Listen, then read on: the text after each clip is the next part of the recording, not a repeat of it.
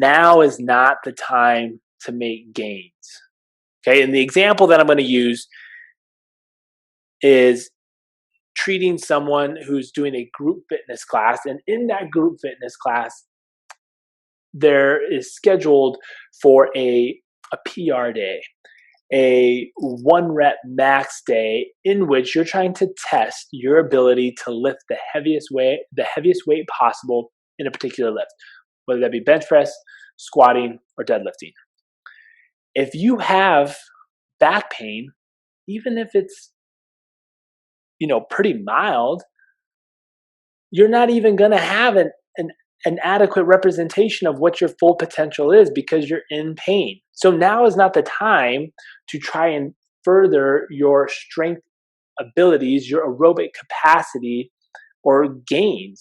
You need to address the issue at hand so that when it is time, you can make more Welcome substantial to the gains. Movement Code Podcast, where we help you decode movement, health, and lifestyle so that you can expand and grow. Hey guys, my name is Antonio Xray, your host for the Movement Code Podcast. I am a father, husband, business owner, rehab practitioner, and coach. Information overload has paralyzed many of us, and we are overwhelmed with good intentions and don't know what or who to trust. We aim to provide you clarity and confidence by bringing you expert advice for the everyday person.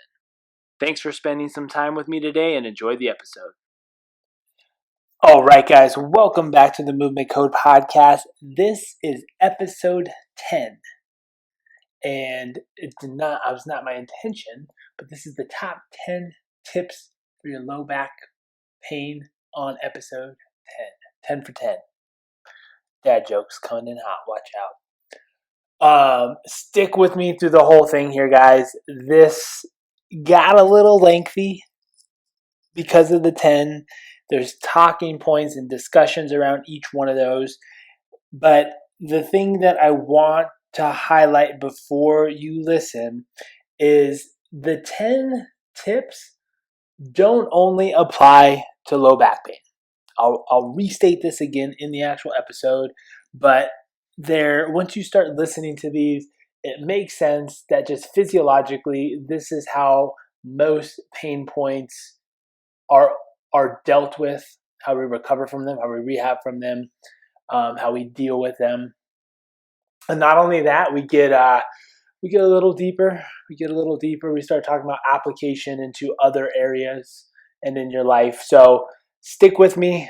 I promise you there will be some fantastic nuggets along the way. I encourage you to take some notes.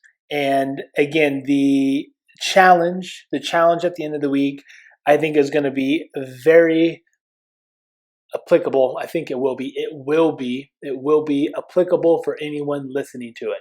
As you will gather after listening to the episode, it will be applicable for anyone listening to it. We're going to combine two different challenges, one that we've done in the past with this challenge, and you'll see and understand when you hear it.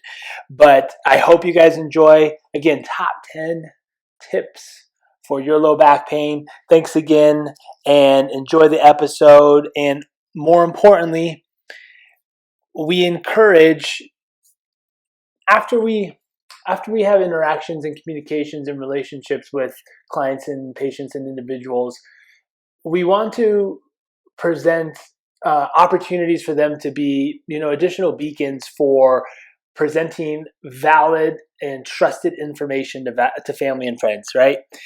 I don't share anything with my family and friends that I don't think would absolutely benefit them, and or that I just had such a phenomenal experience with, right? And if you're not there yet, totally fine. This is not for everybody. If you're not jiving with it, it's okay. But if you're loving it and you think there's something important for someone, help them out. Share the message, share the love. It's up for them to receive it and decide what to do with it. But all you got to do is just pass it along. So please share the love, help a friend out, help a family member out, help a colleague out, and share this episode with them if you find that it's beneficial, or any of those previous episodes. Here we go. Enjoy. Welcome back to the Movement Code Podcast. Today's episode is going to be a solo episode, so it's just going to be me talking, And today's discussion point is going to be some of the top tips for your back pain. Now, the reason why we wanted to do this is my practice in general over the last probably 2 to 3 years has gone through this natural progression of working with more and more people that have back pain. More specifically, my primary focus is to help people with their back pain. Do we work on other issues? Yes. We see a lot of shoulders, a lot of hips, a lot of knees in conjunction with that. But our sole focus now has been focusing on helping people suffering with lower back pain and issues without drugs or surgery through a one-on-one coaching platform. So whether that would be remote coaching that we can do via a platform such as Zoom or FaceTime, or one-on-one coaching in our office. It's all the same. The benefit of the office is you get the hands-on manual therapy skills and the manual and the adjustments, etc. But that's not the deal breaker for who gets results or not. The most important thing is understanding what's going on and having a plan or a process set up. And that's what our program has naturally developed into. But that's not what we're here to talk about today. Although there's applications for that. Today, we're giving you the top tips for your back pain. And much of this is actually stemmed from things I wish I knew back when I had back pain and back episodes. I have suffered from back pain, as many of you have. And it's frustrating. It's difficult. Obviously, I have not had to the extent as some of you have. So I do empathize with you. But for everyone else, I've been there. I've been to the point where I'm literally, this is one of the more vivid memories of some of the episodes I've had getting out of bed. You got to go to the bathroom in the middle of the night. And you can't walk because you've been laying down for, a couple hours sleeping. And I would literally just stand up and I would fall until I hit the wall with my arm. So I'd catch myself. And that's how I would get across the room. Right? My edge of my bed was close enough to the wall, but yet far enough for the wall where I couldn't grab it. So I'd literally have to fall, catch myself, kind of like drag myself to the floor. And then the same would be coming back out. So I've been there where you literally cannot move. You're stuck on the ground. You're stuck on the bed. Whatever that might be, you're having challenges and difficulties picking up kids and helping out, and you struggle, and it's tough, and it's something that gets unfortunately just mismanaged. And we're not putting blame on any professions, because to be honest, we've seen poor management across the board, from MDs to orthos to pain docs, to chiros, to PTs, to massage, to acu, and I was one of them. Early on, you graduate from a doctorate level program and you think you know what the hell you're doing. And when it came to back pain, especially low back pain, hell, I didn't know what I was doing. But I was hungry to learn, and I've learned a lot over the years, and I'm continuing to expand my knowledge on back pain and continuing to expand my knowledge on just pain in general and how it affects us as humans. But in the day, I used to be just the rub and crack. Like, you're a chiropractor, you assume like you adjust. And, I'd like to consider somewhat more forward thinking than some of the rest of the profession, where, we'd pride ourselves on not only giving adjustments, we'd do some soft tissue therapies, and we knew some corrective exercises that helped. But the complex cases and the people that are dealing with disc herniations and nerve pain and chronic pain and things like that, that rub and crack stuff just doesn't cut it. You need a plan. And these are some of the things I wish I would have known as an early on provider, as well as someone who suffered from back pain myself. Now, this list has been also expanded upon to provide some other things that would be most applicable to just kind of this top 10 list. So I'm calling this the top 10 tips for your low back pain. Most common things I wish everyone would know about their back pain, and things that I wish others would share with family members, with colleagues, with friends that are potentially suffering from back pain, so that they feel like there's a little bit of more, feel like there's more hope out there.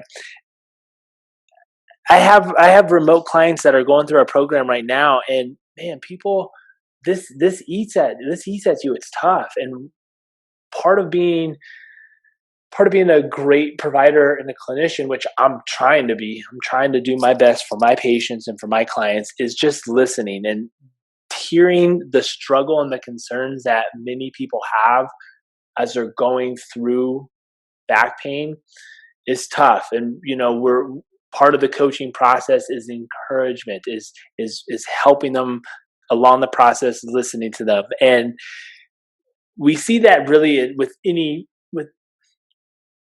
pain point that's bothering people. It's a lot of this stuff crosses over. So for instance, my wife Nichelle works primarily with prenatal, postnatal, and pediatric patients and clients. And to hear some of the postpartum struggles that moms are going through is just, man, it weighs heavy on you, and you really just feel for them and you empathize with them if you have not done it before. And the same goes through for back pain. So even if you're listening to this and you don't have back pain, but it's very likely that you do, share this with a friend, share this with a loved one, let them know that there are some answers out there. And again, I'm not saying it has to be me, just there's people trying to do more other than just rub and crack, okay, or give drugs. It's not only give drugs, those don't work, get surgeries, get an injection. There's people out there doing great things. So let's get into this list. Number one, we must understand it takes time.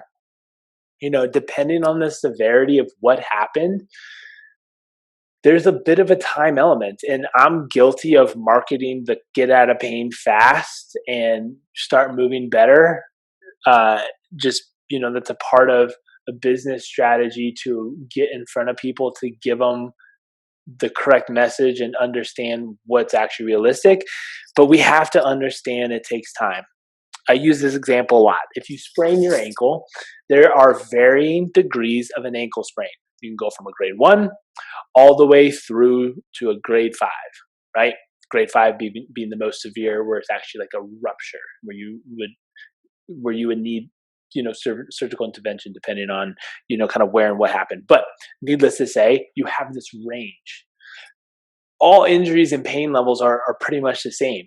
Was it a small acute injury, or was it something that was a little bit more substantial? That is going to change the course of your recovery process. Okay. Now, that being said, we'll get into some of the other tips down the road as to how do you determine that time frame. But the time frame is never what we want it to be. Of course we want to get out of pain fast. Of course we want to get back to the activities we love and enjoy. But if you go back too soon, they're not enjoyable anyways, because you're still suffering from pain. So understand it's a process and it takes time, and that we learn a lot in that process, and we understand more about our bodies and how it operates and how pain operates and what we can do to manage pain, if you are interested in doing it without drugs or surgery. So takes time. Be patient with yourself. Okay. Number 2, and this applies more so to those that are doing some sort of like fitness activity, that maybe lifting weights. It could just be even running or cycling. But now is not the time to make gains. Okay, and the example that I'm going to use is treating someone who's doing a group fitness class, and in that group fitness class, there is scheduled for a PR day, a 1 rep max day, in which you're trying to test your ability to lift the heaviest weight possible in a particular lift. whether that be bench press, squatting, or deadlifting. If you have back pain, even if it's, pretty mild, you're not even going to have an adequate representation of what your full potential is because you're in pain. So now is not the time to try and further your strength abilities, your aerobic capacity, or gains. You need to address the issue at hand so that when it is time, you can make more substantial gains, right? If you're attempting to do a 1 rep max with pain, and let's say you get it, you're jazzed and it's a PR, great. My answer would be, well, what if you could do more? But you couldn't because you're in pain. So yes, you did a PR, and oftentimes that's celebrated as sweet, it's a PR and I was in pain. But why even try? Why not get healthy, get better, so that you can get stronger? And again, we use this as one example. This would be running as well. Let's say, for instance, running is a movement that is aggravating for you, or maybe even cycling, right? We're not going to go out and do a time trial run or race to determine where we're at. It'd be way more beneficial for us to deal with what's actually going on so that you can actually make gains. Okay. Number 3, this one's super important. And this is one that I had to deal with the hard way. And as I started to develop more knowledge around back pain and different types of back pain, I was doing all the wrong things for when I was dealing with it. But it's stop picking at it. Humans are weird. When we have pain, we tend to find it, partially because maybe we like to complain about it, or maybe we're trying to understand it, or maybe we're trying to see if there's some limitations or some range of motion restrictions that might be contributing to it. But we just see so many people come in or chat with so many people, they're like, oh yeah, it hurts when I do this, or it hurts when I do this.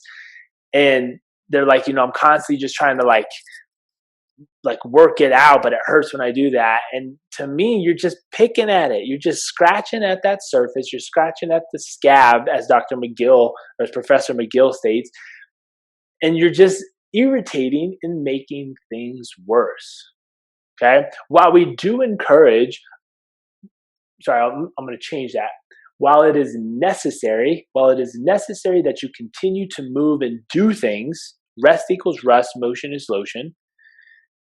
There are avenues or maybe directions and degrees which we might avoid for a brief period of time in order to let the pain cycle suppress, to desensitize, and to reduce the amount of irritation in that area. If you keep picking at it, you're only going to prolong the recovery time and or exacerbate and flare things up to a point which might make you even worse. So, example for me, and without getting into like the diagnostic parts of it, my pain was very flexion intolerant. Flexion intolerant is kind of a generalized diagnoses or description that when I would bend forward, as many of you do with lower back pain, you do not tolerate it as well. So this actually happened from lifting on my own, lifting weights in an inappropriate way that caught up with me. I was locked up and I couldn't bend forward more, but my back was tight. Keep in mind, my back was tight. So it felt good for a moment when I would actually stretch and flexion or bend forward. But afterwards, it wouldn't feel so good. So then I tighten up some more, and then I try to be like, man, it's tight. And I flex forward, trying to stretch it some more. I kind of get tight again, and I kind of leave it alone. I'm like, oh, I woke up and it's a little tight, so I try to flex forward. And everything was based on flexing forward because my back felt tight, and that's how you assume to stretch your back or your hamstrings or things like that. But I was only really going into the exact same movement pattern in which the original irritation or quote unquote injury occurred. So I was just picking at the exact same thing, only irritating things more and ultimately prolonging the recovery time in which I was able to go back to normal activities. So that's just one example. Okay. Number 4, hurt does not equal harm. Okay. Now, some of these tips and tricks, there's some overlap and there's also some potential overlapping contradictions, but we'll try to describe as best as we can so that you understand what we mean when we say those. Now, keep in mind, as I'm saying these, notice for some of these things, so far, actually with all of these, it's not just specific to back pain. Although this is the top 10 tips for your back pain, you're going to find that there's elements that will apply to any sort of aches and pains that you might be dealing with right now. So maybe I should have changed this to the top 10 tips for human physiology recovery. That doesn't sound as good. It's a little nerdy. Hurt does not equal harm. While we appreciate not pushing into pain, as we previously said, stop picking at it, we must also understand it does not always equal harm. Okay? Pain is an alarm. Pain is an alarm that something is going wrong or something might potentially happen. It does not mean that there is structural damage. And this is often very confused when it comes to the conversation of back pain. I need to get an MRI, or I need to get an Xray and figure out what's going on. All right. There's nothing wrong with that. You're just going to be paying more money to potentially not get any information at all, and or you're going to pay more money to go down a route that you don't want to go, because that leads to a conversation is if they do find something, they're going to assume that that is the cause of your pain. And if they see something at MRI and you have pain, and there is correlation to that, so I'm not saying that that is not valid, but there's correlation to that, then you start the conversation of like, well, actually, that looks pretty substantial. I would suggest you get a steroid shot. Steroid shot doesn't work, maybe get a couple more. Those don't work, and you've tried PT or chiro who just do rubs and cracks, and that doesn't work. What's your next option? Surgical consultation, right?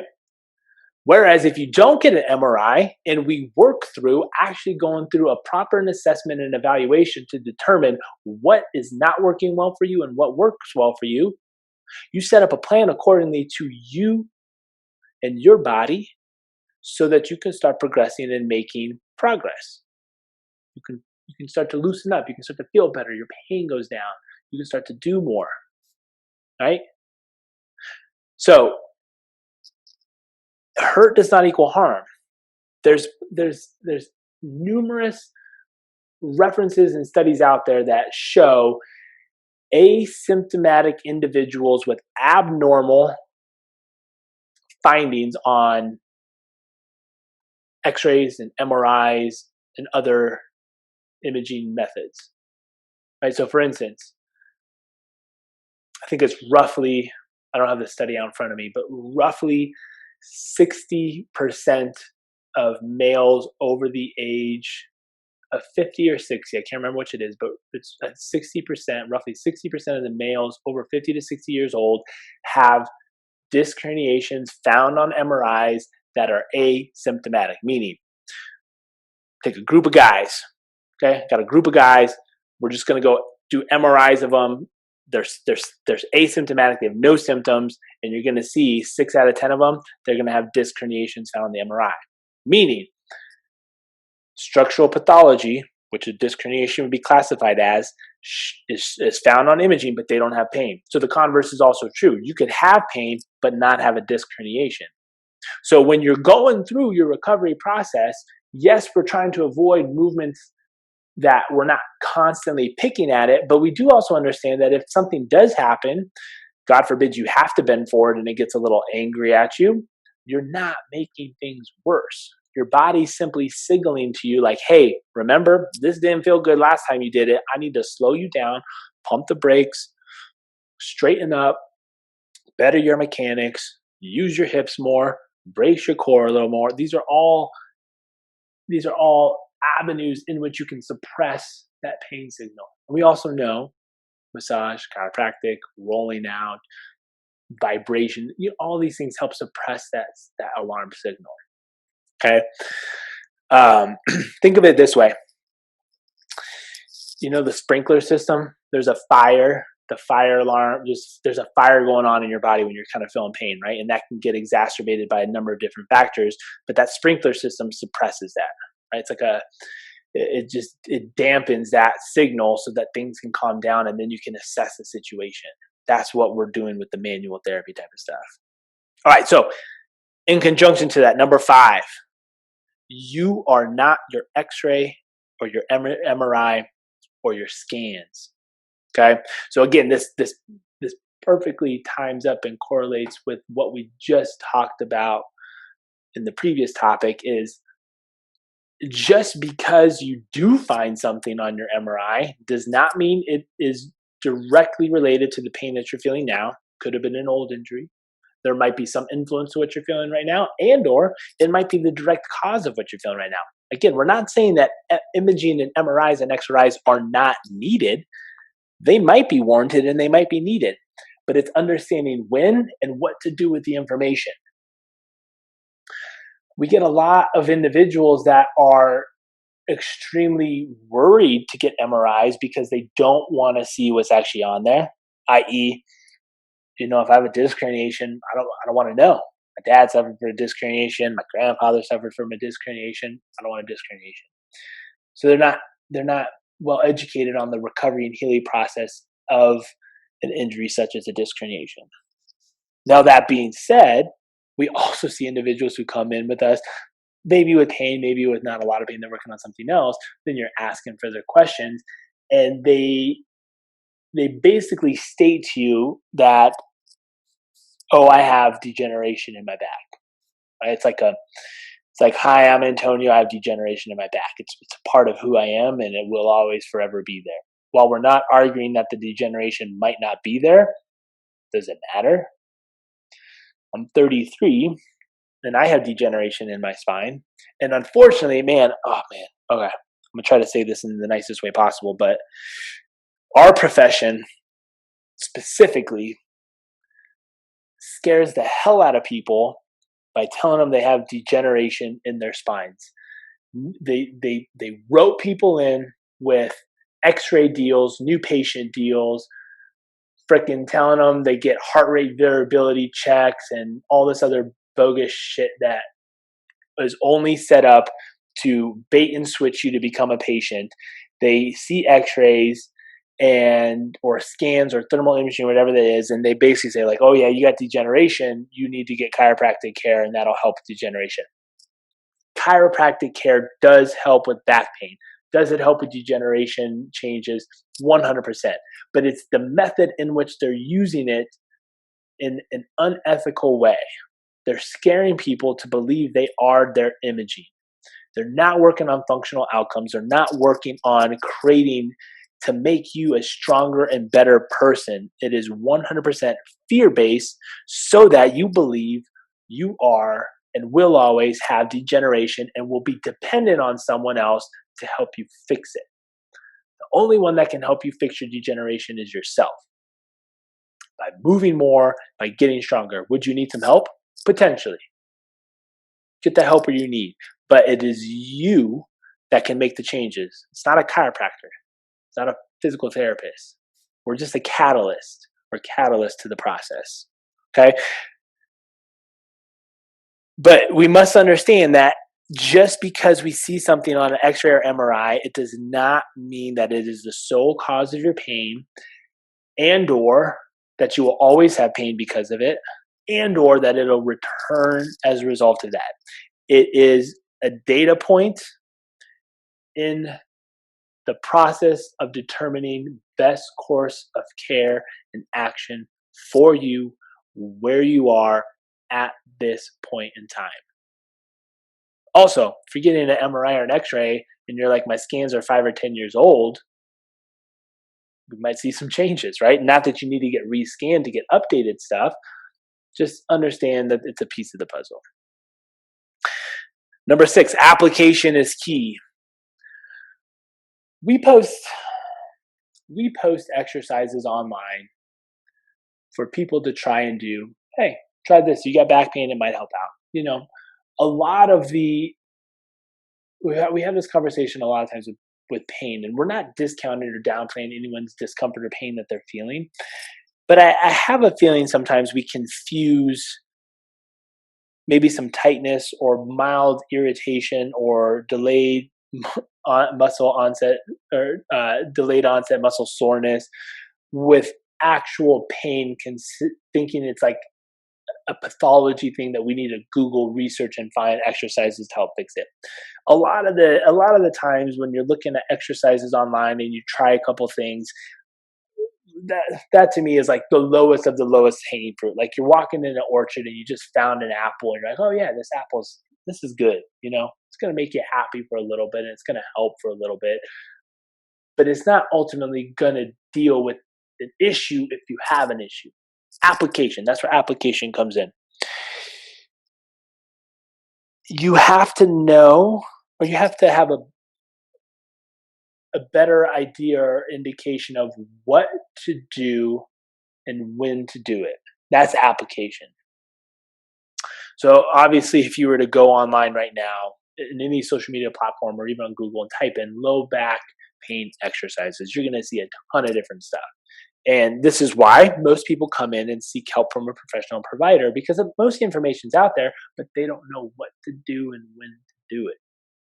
Okay, so we help guide you to understand the best recommended exercise for you based on your presentation and indicating when to do it. Now, even then, this is a decision we have made based on a hypothesis that we have created, based on an evaluation and an assessment that we have done. You do it, you test it, you try it, and we gauge the response. It's no different than anything else. I want to get stronger. All right, cool. Lift weights. How much? This much. Which ones? These ones. How often? This often. Are you getting stronger? Yeah, cool. Keep doing it. Not getting stronger, not helping. All right, well, we either need to do different exercise, we need to do different sets and reps, or we need to increase the weight, right? This is constant, just back and forth, give and take, understanding what to do and when to do it. Application is super important. So if you are dealing with some sort of back pain, aches and pains or episode, it pays off in the end to work with someone that can help you with the application process. Does it cost you more at upfront value? Yes. Long term, probably saves you a lot of time and money though. Imagine you trying to deal with something on your own and you just keep spiraling and spinning back and forth or regressing because you don't know what to do and when to do it, right? So our online program is super beneficial because you get that professional advice and that professional assistance and help with you all the time, right? Doing the online program or one-on-one coaching, again, whether in office or online, is we're in constant communication with you to help you determine and asking questions. Hey, do we need to ramp it up? Are we getting the response that we want? Do we need to tone it back? Just had a conversation with the patient this morning, and the last time we chatted, it was very much so like, hey, I think we're ready to kind of like, I think we need to push the envelope a little bit more to create a little bit more response and adaptation. Did not go as we wanted. Did he regress so far that we couldn't deal with it? No, but we started to understand and see where we were at was actually the right place. We just got a little too antsy and we wanted to push it a little bit too hard too soon. Go back to number one. It takes time. Part of application is understanding that it takes time. Okay? And we have some additional tips that will apply to that as well. Number 7, mindset. Man, with all of the last tips that we just talked about, this might be one of the more critical ones that we maybe should have bumped up to number 1. But understand, like there will always be social factors that will influence and come into play, right? How your nutrition plays with this. Like if part of your pain response is due to an inflammatory response, maybe to what you're eating or what you're drinking, right? You need to deal with that to help. There's the time, which we talked about. There's movement, which goes along the application avenue of like what exercises to do. We know that just sitting around and not doing anything, the majority of the time will not end up well for you. You'll get tighter, you'll get stiffer, you'll feel worse. Everyone always feels better by doing more and moving more. That being said, too, you got to consider sleep. What's your sleep like? Are you recovering well? Are you sleeping well? All of these avenues will affect how you're feeling internally, and that internal feeling will then manifest your mindset towards the whole situation. Pain is frustrating, and pain sucks. And I'm not saying you need to have a positive attitude all the time, but we need to understand that by keeping an open mind about what the possibilities are and the fact that we are able to still do things, your mindset shifts towards a to a more optimistic standpoint, knowing that, okay, it's going to take some time. At least I'm able to do these things. These things feel good for me. I feel better when I do this. And in general, my life is going in a better direction as a result of doing all this. Whereas you flip that, and my back hurts. This sucks. I don't want to do anything. I'm just going to sit around. I'm just going to eat like shit because I don't care about what's going on right now.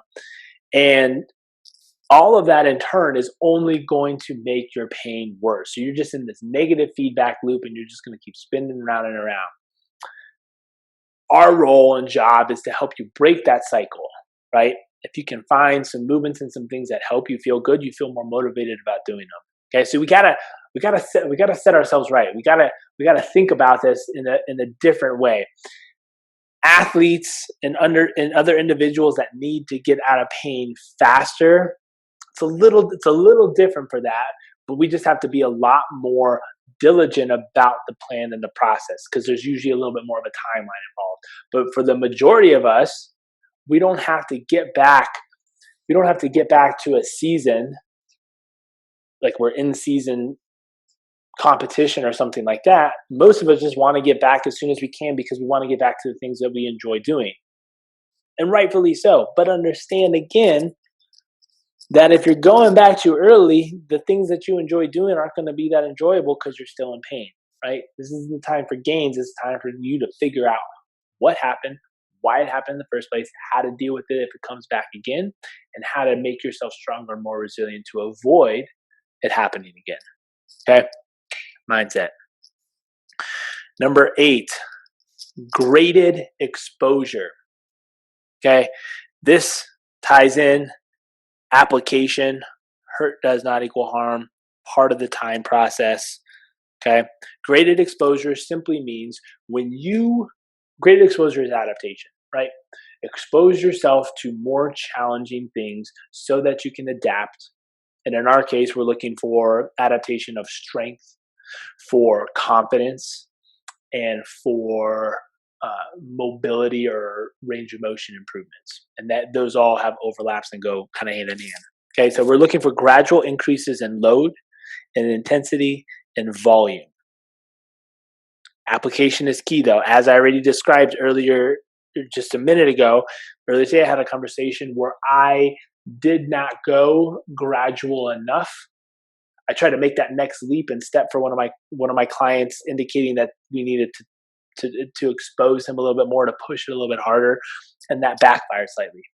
Again, we're not always going to get it 100% right, but it's the constant process of understanding you got to keep pushing it enough to create adaptation, and you got to understand when to kind of tone it back a little bit more. And again, that ties in with the previous thing, the social factors, right? Part of what we're dealing with for this individual is he works some crazy shifts as a dispatcher. He's coming off of 3 12-hour days in a row. And depending on what those shifts are like, you could get a couple calls, or you could be just getting bombarded with calls depending on what's going on, making it for a much more stressful day of work and or way more challenging on your body in general. So when you see those spikes, you got to understand, okay, we got to just, if you had a rough day, you got to take it off a little bit. And the same goes true for training. Like my training and there's outliers and there's freaks out there, but my training intensity, load, and volume goes substantially down when I have my kiddos. Like if I have a newborn, you're not sleeping as well, you're dealing with a whole bunch of other stress, and it's just different. So it would not be smart of me to continue thinking I can go the same intensity with the same load and the same volume as I was before having the baby, unless your recovery is dialed in and on point. But again, we just said it wasn't. You're not sleeping as well, whatever that might be. So understand that you have to have graded exposure. So what we do with the program and with our clients is you test it, right? When someone's afraid, most of it, again, it's afraid of bending forward to pick things up or leaning forward for whatever reason. You have to start with, let's try. If it doesn't feel good, you manipulate the mechanics, the biomechanics, how you're moving, the technique, the form, whatever that is, and you see if you can expose an opportunity to do that without the pain or discomfort, right? And if you can, you build from there. You're setting your base, your foundation. You can just keep stacking from there, okay? Number 9, you do not need a structural diagnosis. So interestingly enough, and this might have just been my own journey through undergrad and grad school, is when I started to develop my back pain, I never really cared to understand what the exact, I guess, tissue or area was the problem area. Some of you do, and that's okay. But again, we ask the question is like, well, is it going to change the course of care? It's the same conversation we have about getting an MRI or an Xray. Does it change the course of care? If we think it will, then yes, it's necessary and warranted. If it doesn't, then there's no need. But we also need to understand that a structural diagnosis, and I should back up, when I say structural diagnosis, disc herniation, ligament tear, muscle strain, joint degeneration, there's the number of different things basically stating that this is the issue.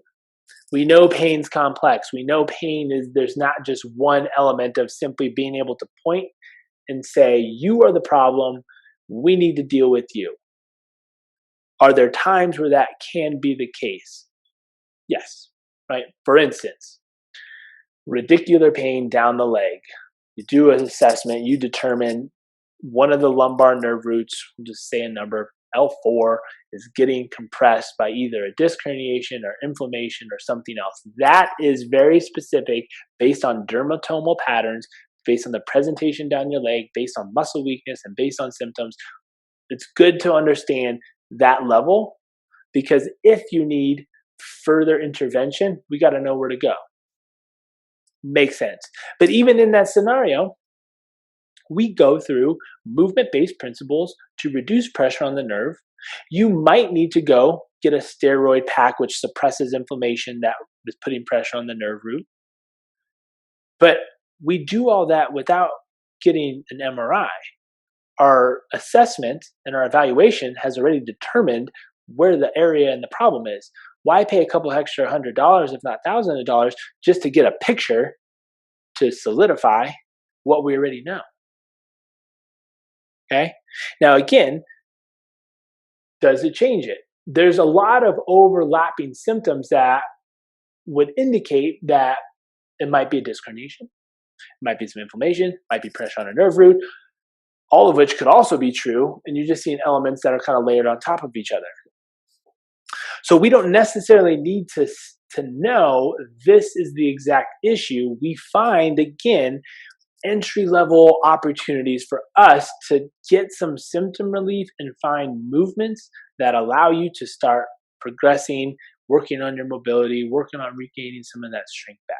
Okay, that's I think that's really important, because again, I don't know why it just popped in my head, but shoulder conversations go kind of hand in hand. It's like I want to know what's causing the issue. Fine, but what if, just say this, like, what if you gave us an opportunity to work on the things that you're already doing well, and we just build some resiliency around that? So for like the back, like, okay, you're hip hinging and you're squatting good. There's some other like elements that are not jiving with you as well, but let's just do those. Let's do them well. Let's add a little bit of weight here and let's see what happens, right? You start getting better. And if you are getting better, maybe it's not a structural pathology at all, right? And or if there is a structural pathology, you do have a disc herniation, quote unquote, a disc herniation, but you are getting better, maybe it's not as bad as someone else might say it is. Again, you see a disc herniation on an MRI, depending on who you see, will definitely change the course of care that you're going to get after that. Because again, we're all biased towards our own profession. If I see an MRI or someone comes in with back pain, my first thought is, how can I help you move better? How can I help you understand your body better? How can I help you find some exercises, some tools, and some resources that you can do and take control of this on your own?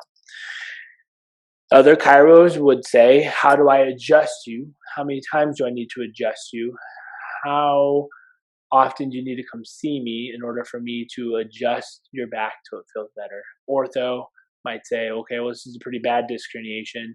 Do you need PT? Maybe. Should we start with steroid? Maybe. Ultimately, in ortho, though, they're surgeons, orthopedic surgeons, and they're trying to triage and understand, does this person need surgery? So different lenses and different views. So I always encourage you to try to take the most conservative route first, because it's worth it in the end, trying to exhaust its conservative opportunities before you go to much more invasives that honestly have, depending,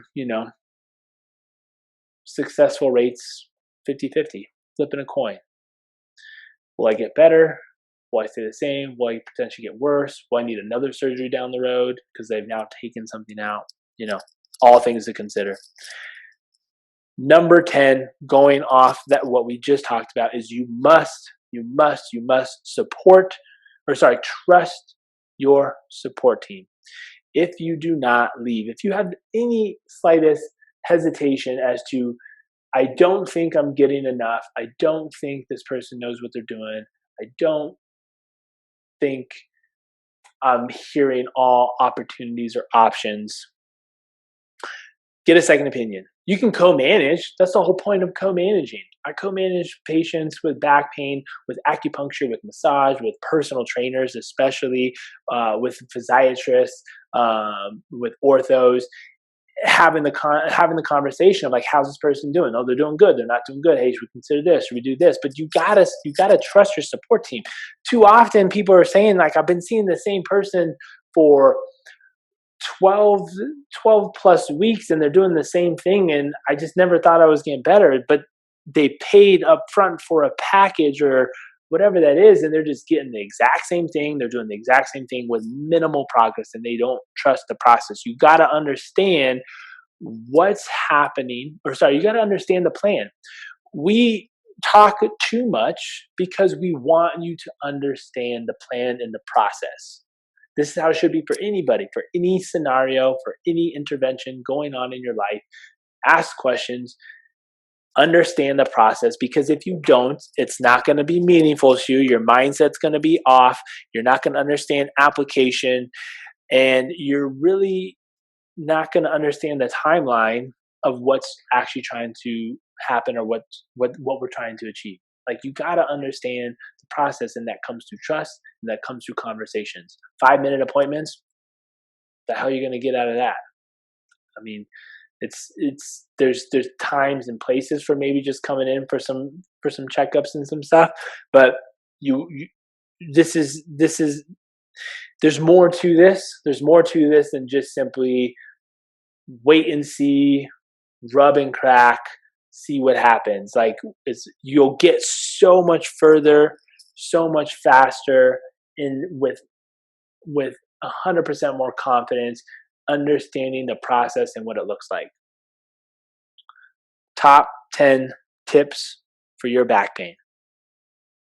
Now, I was hoping this would be a little bit shorter, but as you know, if you're talking to me, that wasn't going to happen. And if you made it through all 10, thank you. I applaud you.